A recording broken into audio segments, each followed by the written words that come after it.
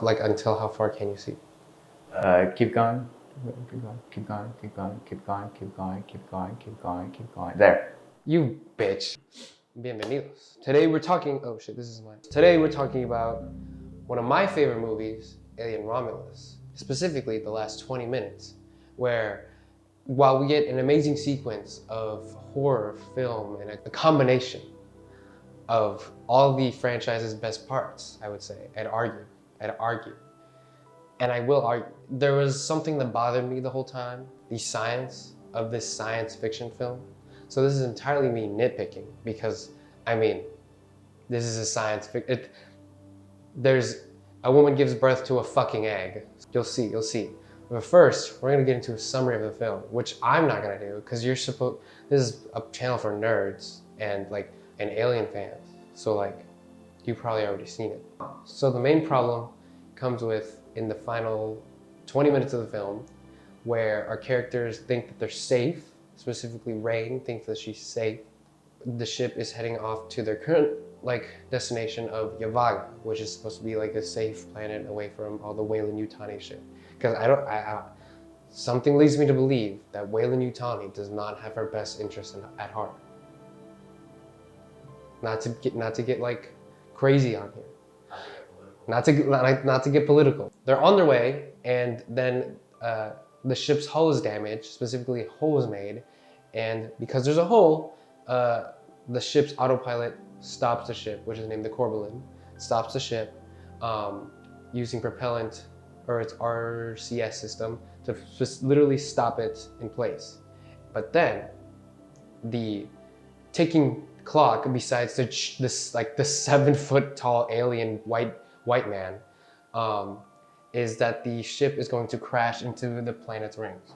So I'm going to draw this now, which I literally should have had it drawn. So the problem is that it starts falling towards the rings, which even when I first saw the movie, I was like, that doesn't really make sense. Why doesn't that make sense? Ed, why doesn't that make sense? You know? Ask me why it doesn't make sense. Who are you talking to? I know you're not talking to me. Because I know. Yeah. What was my line again? Oh, okay. Oh, no. Why doesn't it make sense? Because this marker is dry as fuck. Oh my god. Like your skin. Look who the fuck is. So this is the Corbelan. So the main problem comes with the ship. So the ship is at 0, assumedly in relation to the planet. I'm gonna get into physics, which I failed the AP test. So if that's any correlation. So if this physics is wrong, fuck you. So the problem is that the ship is assumedly at a net 0 in relation to the planet. So it's like the planet and the ship are moving together through space. So why does it start falling towards the rings? That doesn't make any sense. In the movie, we see there are these huge boulders, which sure, maybe some of them could be big enough that they could be creating their own gravity. But I feel like there's something else that would be pulling much stronger on the ship, which is the planet. The planet would be pulling much stronger, so why isn't it falling? We don't, at least maybe it is in the movie, but we don't see it, so then is it in the movie? The whole emphasis on the scene is that it's falling towards the rings, which are gonna destroy the ship. Unless a rock magically spawned in and hit it, there's nothing that's pulling it towards the rings. So of course there's still tension in the movie because of the fucking giant white baby. Oh my god, what is that? Ring thing didn't need to happen. I mean, I think it was cool. I'd argue that it was cool. What do you think, Dan? I don't remember. So he thinks it's cool too. Maybe what's happening is that the spaceship is staying completely stationary, and instead the orbit of the planet is slowly moving the rings towards the ship. Which I was like, okay, well maybe that makes sense. But I found another issue with that, which is that rings form around a planet's equator.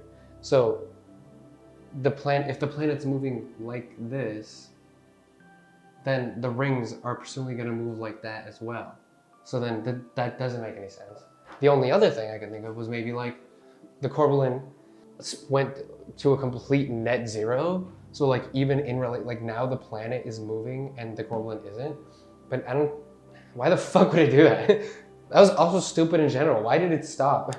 Does this change my view of the movie? Not really. But Fede Alvarez, count your days.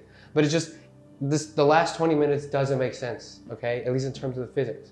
There's nothing acting upon the ship besides later when then the thrusters like act and then like it starts to move forward. So the last fucking 20 minutes of the movie doesn't make sense, okay? Does this in any way change my view of the movie? No. Did I just want to complain and make a shitty YouTube video? Yeah. But if you would like to see a decently made short film, you can actually check one out right